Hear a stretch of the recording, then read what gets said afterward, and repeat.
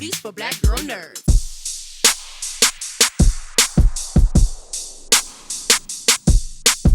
And I really enjoyed this season of Woke. I thought it was a great kind of transition from the last season. It's kind of like another level.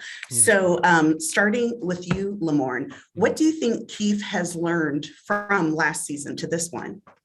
I think Keef has learned that he's got a lot more to learn. Yeah, he doesn't know anything. You know, he knows his experience. He knows what's real to him, what's true to him. And he's not a dummy. But he, you know, he thinks that, you know, hey, I got the cameras are on me. I want to be an activist. That's my calling. But then he's instantly hit with, okay, are you a one-trick pony? Are you just going to talk about that time you were beat up by the police? Or are you going to talk about our issues? Brother, hey, we got issues, brother. Help us.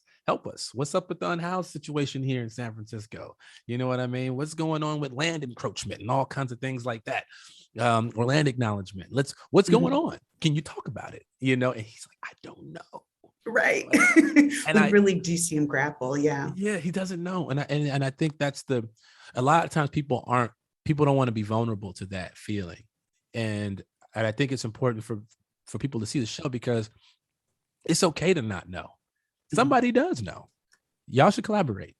You know what I mean? Talk to somebody who does. It's okay to be wrong. It's okay to be uninformed. If you want to go in that field, inform yourself. And that's okay to be educated and to get educated. If your glass is already, you know, full, how can anybody add to it? Exactly. You know what I mean? So, yeah. Well, we see him kind of make that decision when he decides to partner with Laura.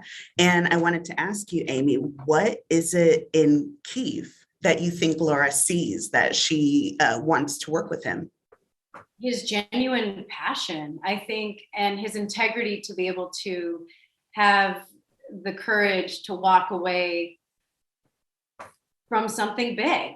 You know, I mean, he had a complete meltdown on stage in season 1 and basically put everything on the line because it didn't fit his truth.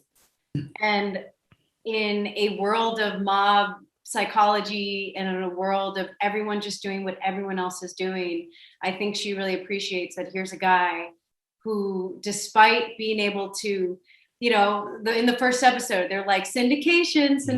His world is about to change financially, you know, access wise. And here's a character who, because trust me, Lauda has done her due diligence and researched this character and knows all about, you know, his journey and said, I want to be in business with someone who's willing to walk away from it all for what he believes in. And I want to help how I can, which is financially. So I think that's the beauty of the show. There's no right way to be woke. Well, that's kind of what I wanted to ask about next. So Laura and Keef, we see them kind of at odds with each other, but they're not exactly antagonists. They seem to be two sides of the same coin. And so starting with you, Aimee, what do you think that Laura side of that coin is? Realistic.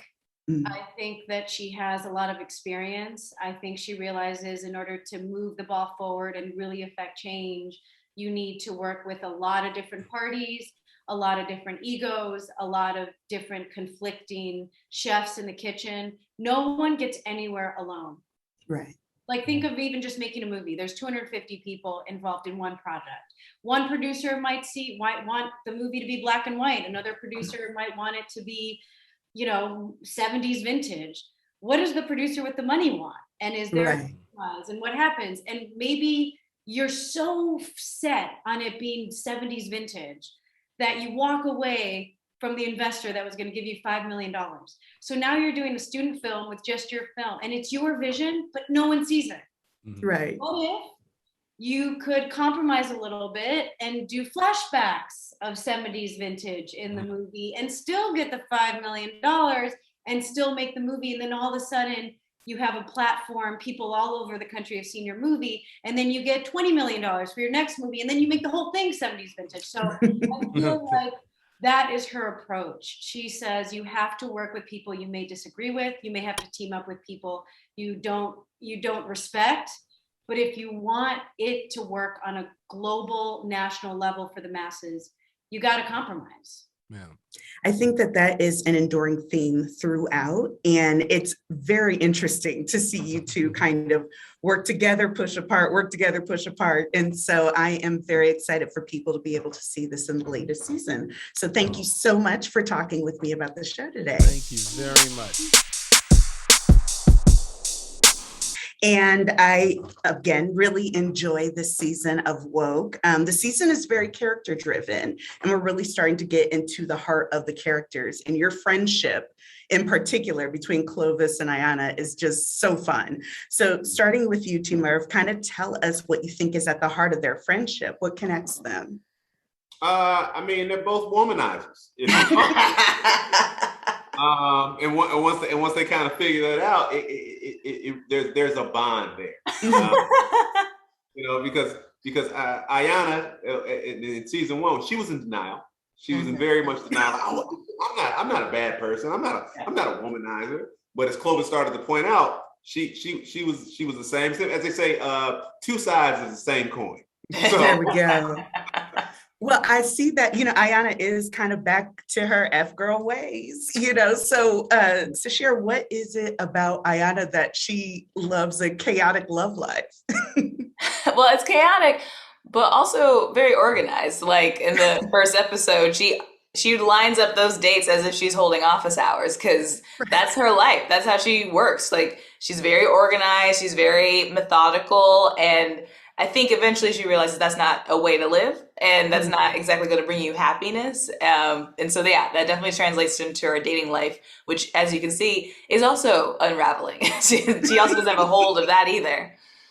Well, I love the relationship she has with Clovis because it is kind of like annoying little brother, but also I guess I kind of like you sometimes. What is it about him for you that makes her kind of keep coming back? I think it's fun to have somebody who calls you out. Even though it may not feel good in the moment, it's fun to have somebody in your life who's like, no, I see you and I see what you're doing.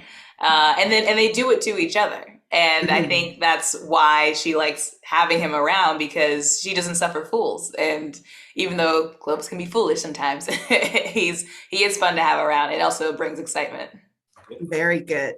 Now, team, if we get to see the amazing Isaiah Whitlock as your dad, and Clovis is actually named after him. Can you remind me of the name? It's Clovacious Leviticus Jackson. Wonderful. I love that. Clovis has so much that he is like his dad, but there's also a tension there. And so tell me kind of what we as an audience had to look forward to in terms of their relationship. Well, you get an opportunity to really see why Clovis is the way that he is. Season 1, people are like, why are you treating women like this? Or why? But when you don't have somebody around to kind of give you the guidance, as a man as to what you need to do, or why does Clovis feel the way that he feels about activism? Why does he think, well, now when his dad comes around, you start to understand why he feels that way. So the audience gets an opportunity to really get a better understanding of Clovis this season, outside of just seeing him, in his play ways. Well, I love that. Well, I think it's going to be fantastic. I can't wait for more people to see it. And thank you so much for taking the time to talk with me about it today. Thank you.